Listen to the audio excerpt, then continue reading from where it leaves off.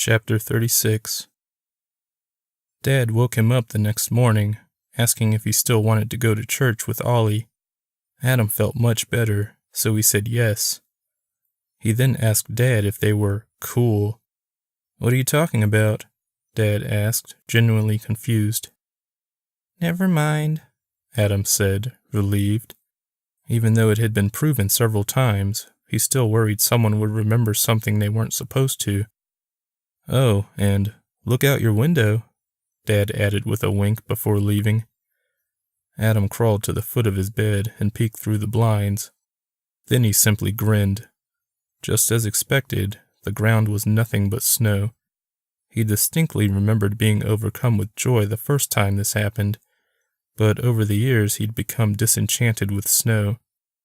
Chalk it up to always having to drive to and from work on hellish, ice-covered roads. He would try not to let his curmudgeonly adult attitude show around his parents. He got up, ready to shower, but when he went to the bathroom, he saw his mom had drawn him a bath. "Shit," he whispered. Mom, who was sitting on the lip of the tub, suddenly looked up at him. "What did you just say?" "Nothing," he said quickly. He hadn't bathed in decades, preferring showers. After his humiliating bath, he got dressed in his finest church clothes. Since the family rarely went to church, he simply had to put on tan slacks and a white dress shirt. He also tossed on a big woolly coat, then walked over to Ollie's house on crunchy, powdery snow. Adam and the Jacobses then piled into the old station wagon and drove, very slowly, to Fort Gordon, listening to gospel music the whole way. Adam then spent the next 3 hours there, first in Sunday school and then church service. The two were located a mile apart, and Mr. Jacobs grumbled about the trip, but he drove all the same. Adam sat on the end of the pew and nodded off when the collection plate came along. He felt bad about that, blaming himself.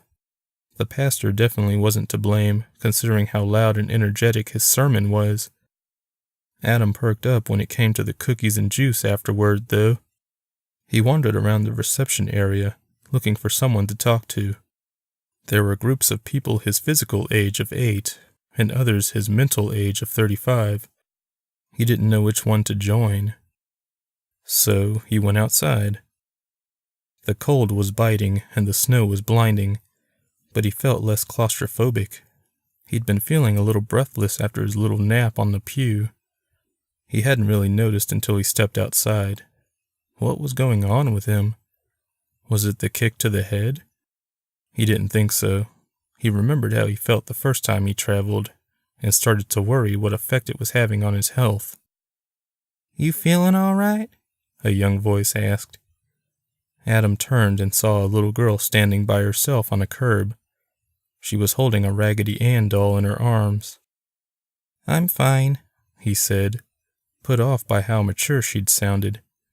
She couldn't have been older than 6.